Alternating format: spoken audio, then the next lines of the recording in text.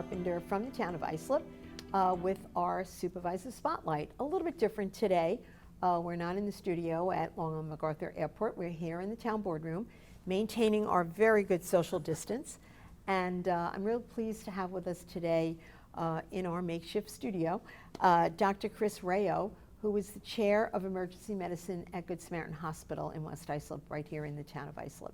So, Doctor, thank you so much for coming in. Thanks for having me. You know, in the midst of this pandemic and everything that's going on, I know you are so very busy, but we just felt it so important to get real information out to the public as often as we can. Absolutely. So we really do appreciate this.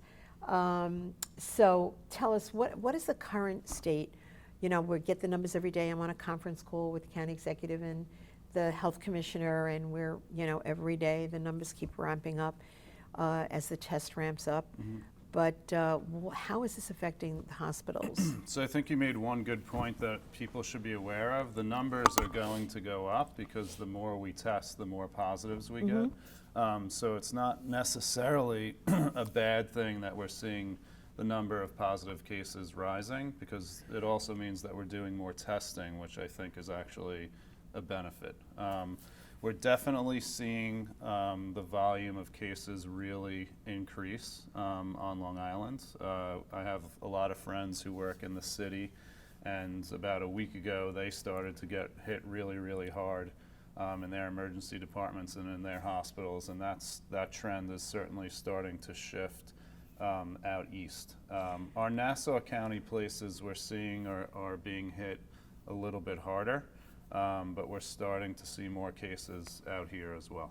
So as the cases are increasing out here, there was something the governor said yesterday, and you know, when people are seeing this, it may be, you know, old news, and wouldn't it be wonderful if you're hearing or listening to this and it's all passed? Mm-hmm. But I don't think that's going to be the case, unfortunately.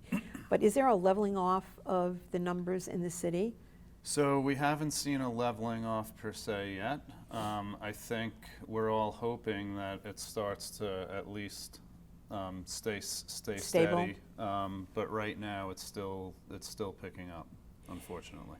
So I guess what I heard yesterday with the governor was that perhaps the number of hospital admissions had leveled. Yeah, so I think he said a lot of positive things. Mm-hmm. It seems like PPE we have.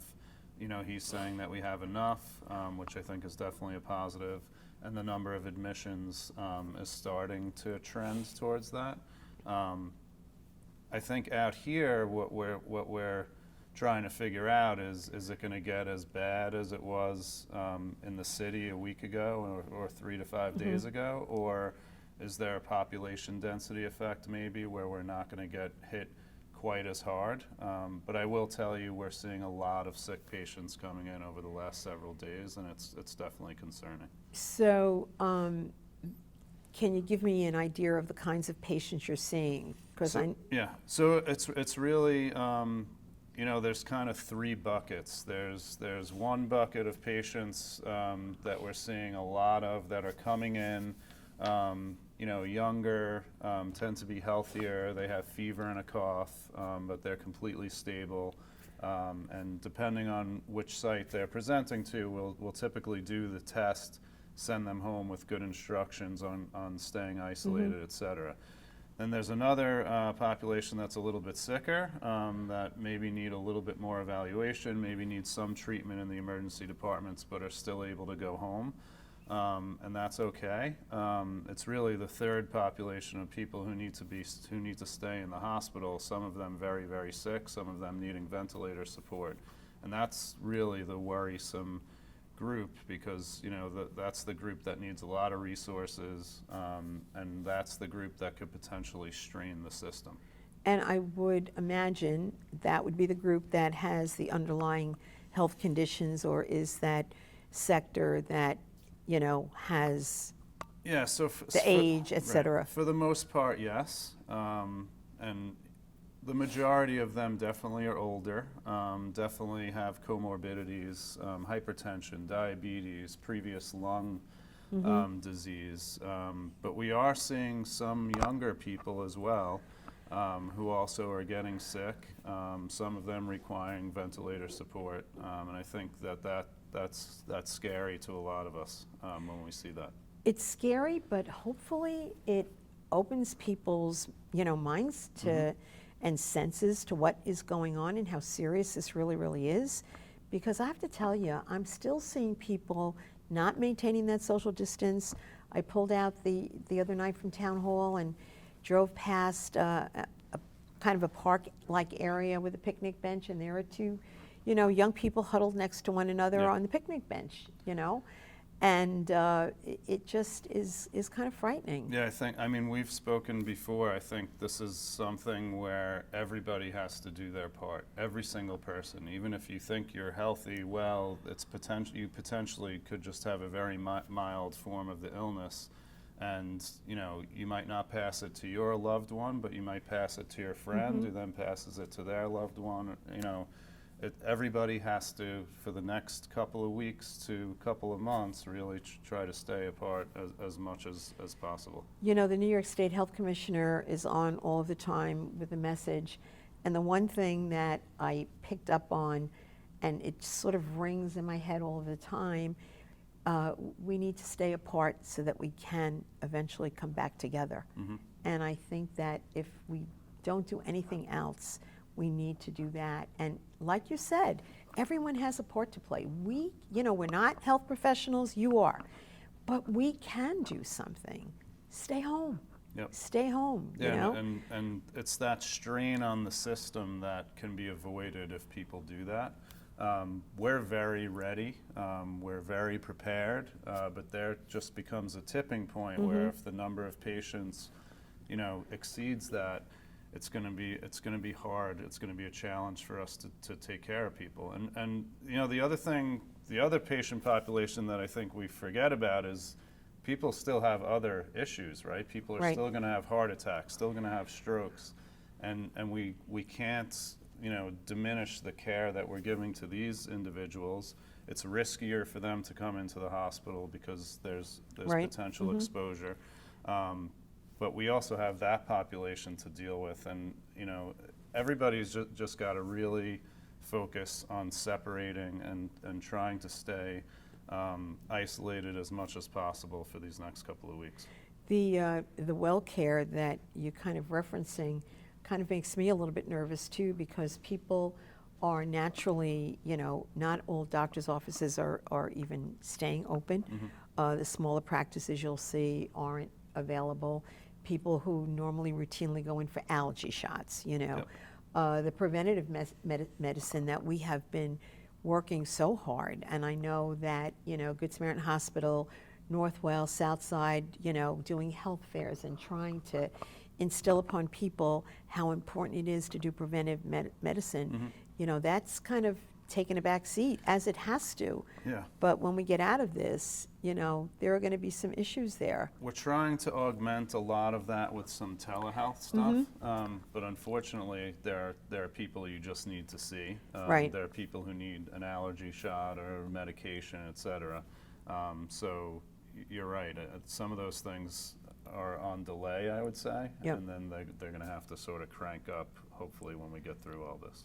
Well, we're going to take a little bit of a break, but we will be back with Supervisor Spotlight and Dr. Chris Raio from Good Samaritan Hospital. I thank you. You are watching ITV, Channel 18, Islip Television. Hi, this is Town of Islip Supervisor Angie Carpenter. Welcome back to Supervisor Spotlight.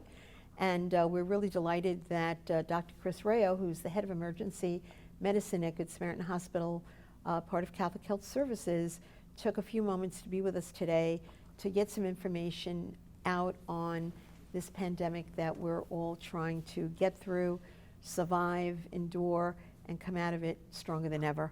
So, heading the emergency, department, you really are on the forefront. So tell me, what are some of the challenges you're facing? I know we hear about supplies and all, but staffing, how are those angels among us right now So, dealing with this? I couldn't be more proud of our team, not just the physicians, but PAs, nurses, techs, aides, et cetera. Everyone's really, really stepped up. It's a team effort right now. We're in disaster mode, so everybody really knows, everybody's very focused. I think our challenges, in addition to, protective equipment, like you mentioned, which, Catholic Health has really explored any avenue to get us what we need. And for the most part, we have what we need to work for now. The challenge really is just building the morale of the crew, because it's scary to some people. We're coming into an environment where there's a lot of positive patients in the ER. Pretty much all day long. So there's definitely a fear, of getting sick yourself. And, I would say that's the biggest challenge. I think if it was something where the healthcare providers knew they either already had it or, if I knew I was immune, Right. It would be a lot easier to go to work. Right. I think that's the biggest difference with what's going on now. Say to a hurricane or other things that we've experienced in the past, where people just step up, sleep in the hospital, Right. be there for 24 hours straight. Now there's just a little hesitation. Well, just the unknown Yeah. factor. There's just so much of it we don't know about, and how long it's going to go. Yep. We can't know that. I know people talk about it cresting and leveling the curve, et cetera, and when do we see it peaking? Yeah. I don't even want to ask you that, because I'm sure there's not an answer. We don't know. I oversee emergency medicine for all of Catholic Health, and I'm constantly looking at volumes in all of our departments. Sometimes in the middle of the night when I can't sleep, I'm logging onto my phone and looking, and nobody knows. It doesn't seem like we're at the peak now. I will say that. I think that's important for everybody in the community to know. I think when you're home for so long, you kind of you're home for now, it's been 10 days or Right. whatever. People are probably starting to get a little stir crazy and, well, I'm not sick yet, so maybe it's okay to go out. Right. We haven't hit the peak yet. We And hope. to that point, I heard something the other day, which I think I'd like to repeat, and that's, you're supposed to go out for emergency, for your needs, for food, for medicine, not to make going to the supermarket a social family outing. Right. One person should be the designated shopper for the family. That's the person who should go out and get the groceries. Try to get 2 weeks of groceries at a time, although it's kind of hard to do now, because I know the supermarkets are limiting things. But you really, really, really have to limit your exposure and how you could possibly bring it back, to those in your home or anyone else. Yeah, I think that's a great point. It should be a one-man show when you're going to the store, if at all possible. And it should not be, I'll go out today and get eggs. I'll go out, in 3 days and get milk. It should, you should go out, get your stuff, and then be home for, as long as possible, a week or 10 days or whatever. And also, too, you can't say it enough about the hand washing. Once you've been out, you come in, go right to the sink, wash your hands, be careful of your clothing. I'm sure the laundry detergent manufacturers are loving this, because there have been more, loads of wash being done across the country, I think. But that's a good thing. That's a good thing. Yeah, I mean, we're hearing, even on the healthcare worker side of things, we're obviously always wearing gloves and stuff, but one of the most significant things we can do to not get infected is hand washing. And that goes for, the person working in the ER to the person at home. The other thing that, and I think everybody's starting to realize it a little bit, is like touching your face, touching your mouth, touching your nose, we probably do that hundreds of times a day without realizing it, and it's important to try to limit that as much as possible. That is hard to do. That is hard to do. And, for those of us who have a propensity to talk with their hands, and I find it tough, but I'm trying my best. I am trying my best. I referred to those healthcare workers as the angels among us, but we have so many more too that are out there. Coming down the block today, seeing the guys getting the garbage, and there's more of it, from what I understand, because people are home, they're tackling projects. So that's been tougher than it normally is on that segment of the population. Yeah, it's not just healthcare workers, it's transportation, it's the people stocking the groceries. Right. There's a lot of other areas, I think, of people that are really stepping up to help, the overall community, which is just, it's amazing. And too, the supermarkets, I was in the store yesterday morning and the plexiglass was up there, creating that safe distance between the person at the register and the person in the aisle. They had it marked off and everything. And I think those kinds of things helps reinforce to people how really, really serious this is. Yeah, it gives you a little bit of a mental check. But I think that's a good point. When you're out, try to stay socially distanced as well. If you're in a store, don't, get up on somebody else. Try to stay 6 feet apart as much as possible. We see that that people are backing off. I know even in the building here in Town Hall, we are down at 50% and probably less of the workforce is working from home. Our constituent services office taking the phone calls. I mean, government has to go on. People have needs. People want information desperately. So we're doing our best, but there is that 6 feet of distance, we're really, really taking it seriously. And our angels here, our cleaning crew, I mean, they are incredibly vigilant, really sanitizing everything every day and more than that. And it's amazing how sensitive you become to it, because this morning I was talking to Rosa and I go, Rosa, were you cleaning the town boardroom? So she says, yes, yesterday I wiped down the table and everything. I said, oh, thank you so much. I said, and today, again, because we're using it today. Right. So yeah, a lot of these habits I think are good to not just perpetuate. for this, but for next year's flu season, for example. I think these are all things that we probably should have been doing. Maybe not to this extent, right.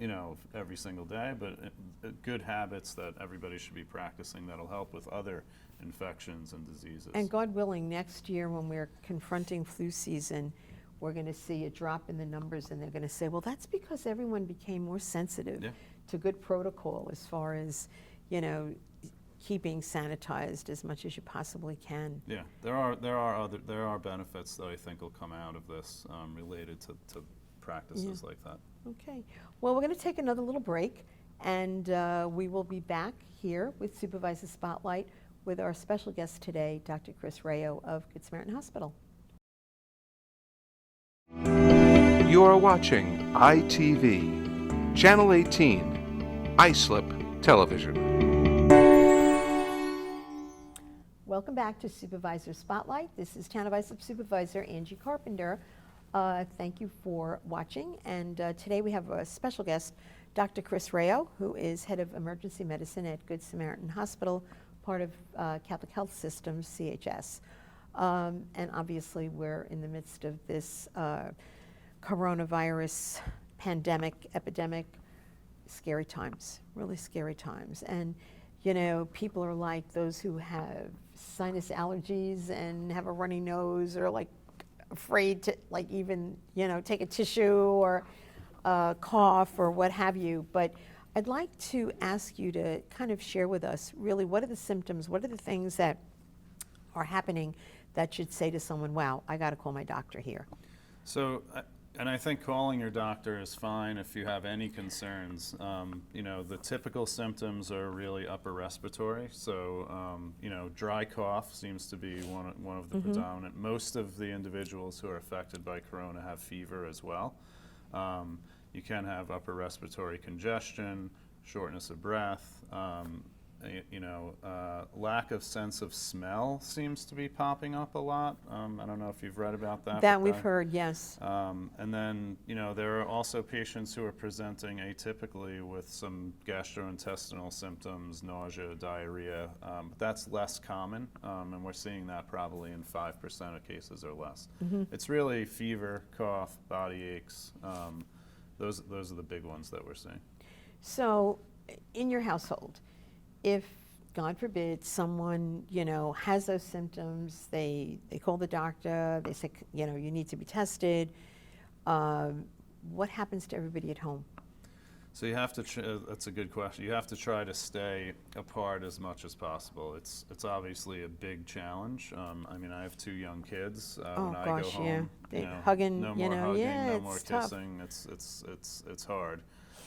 But as much as possible, you have to stay isolated, stay in one room as much as possible, use a separate bathroom. If you're having any of those symptoms, that's really the best thing that you can do. And then would the people in the household typically self-isolate for 14 days also? So really it's the symptomatic people, Okay. but if somebody's symptomatic at home, you're exposed. Right. So those individuals should also Okay. try to stay home, as much as you can. I know that my husband has some health issues, so, he's kind of compromised. So I've been trying so hard to keep that 6 feet, in the house. He has no symptoms, thank God, knock wood, nor do I, but I just feel that extra level. Am I being silly, or is that something that we should try to do? No, I think that's important. You're out and about every day. So right now this is a community disease, right? It's no longer the people who traveled from Italy, or it's everywhere. So if you're out and about, I think the best recommendation would be to stay apart as much as you can. Okay, so we will do that. We will definitely do that. I want to just depart for a moment on a little bit of a lighter vein. Tell me, how does one decide to go into emergency medicine, be a doctor? Did you always want to be a doctor? That's a good question. So I actually didn't decide I wanted to go into medicine until I had an injury. I tore my ACL, playing lacrosse, and my surgeon was just unbelievable. Oh, that's great. Sort of helping me get through the process. And when I saw that connection, I said, you know what, I think this is something that I might want to do. Were you already in school? Were you in I was in high college. school? Oh, you were in college? Yeah. Oh, so you wound up First year of changing college, majors. yeah. Oh, that's really cool.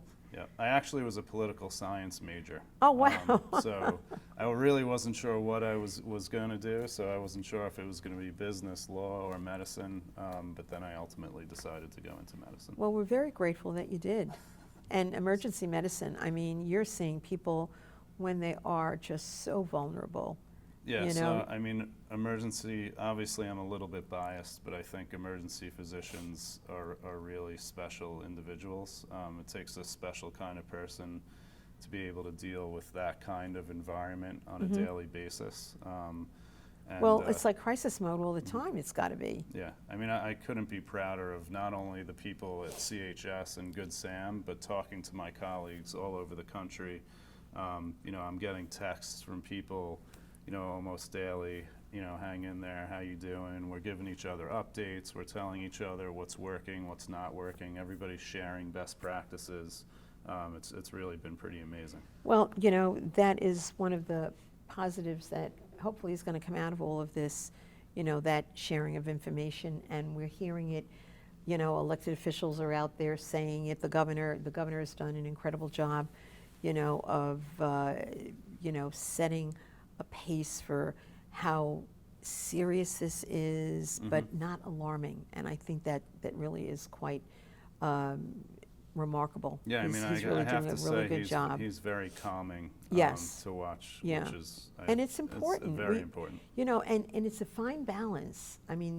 Those of us who are in a position to get information out to the public, you want them to take it seriously. You want them to understand, how you have to do your part. But we don't want anyone, being alarmed needlessly. Yeah, I think it's important that people know the truth, that this is Right. this is definitely an issue. We can deal with it. We can get through it. One of the things that's been pretty amazing for me to see, this is the first time I think in my career that I'm having patients ask me how I'm doing. Ah, that's Which, great. You know, I was with one of my PAs the other day, and you know, we were finishing our instructions, et cetera. The patient was going to go home, and he said to us, "How are you guys doing?" And we were a little. Oh, that's really we were great. taken aback, and it happened several times during the course of the day, which you know, it gave us a little bit of a laugh, and it actually, you know, it was great though. Yeah. Well, you know, these kinds of situations brings out the best in people, sometimes the worst, and you know, Yep. we've seen some instances of that. You know, we have a situation now brewing with the people from the city coming out over on our beachfront communities over on Fire Island and certainly on the East End.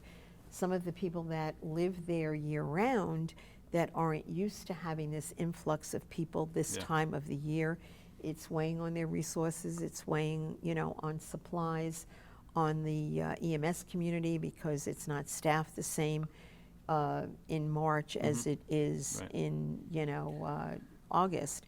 So, And I think, you know, just everybody needs to be at least aware that the incubation period for this virus is between 2 and what we think is 14 days. So it is a little concerning, you know, as that city population comes out here, potentially they're feeling okay, but they could possibly be, you know, positive. So just something to be aware of that people need to know. and I'm glad you said that, and that those same rules about the social distancing and everything, you know, last weekend people were sending me photos of, you know, people, you know, shoulder to shoulder walking down, you know, the walks over on the beach, or, you know, 10, 20 kids on a playground, you know, and you just can't have that, whether Right. you're in Manhattan or, you know, Montauk. Yep. You have to follow that same protocol. Yeah, I mean, it's all hands on deck right now. It's everybody. Everybody. Every single person has to stay. You know, that social distancing is hugely important. And you really, really have a moral responsibility to do that. I just can't say that enough, you Absolutely. know. We need to be there for one another, but not together. Right. Not together. In closing, is there anything else you'd like our viewers to hear, and I mean, some words of wisdom? I would just say, you know, we're not through this yet. You know, nobody's sure exactly if this is going to be another, you know, 2 or 3 weeks or another 2 or 3 months. I know it's tough staying home and practicing all these habits of staying away and you know, isolating, et cetera, but we have to do it. It's going to save lives if we stay home and prevent the spread of this infection. So, you know, the numbers you hear is every infected person will infect then 2.1 or 2.2 Yeah. other people. If we get that number down, it's going to really improve the situation in our local hospitals so that we're able to deal with the number of patients that come in. Well, I can't thank you enough for coming in and helping deliver that message, and certainly we try to do it, but hearing it from a real health professional, someone who is in the trenches, you know, him and his team are doing an incredible job, and in all of our healthcare facilities across the island, the state, the country, you know, we can't thank you all enough. You truly are the saints among us. Well, so we thank you. for having Thank me. you so much, Chris. I will say my team is the best, so they're doing a great job. Thank you. Thanks. Starts at the top. Thanks. Thank you so much for tuning in to Supervisor Spotlight. We'll see you next time.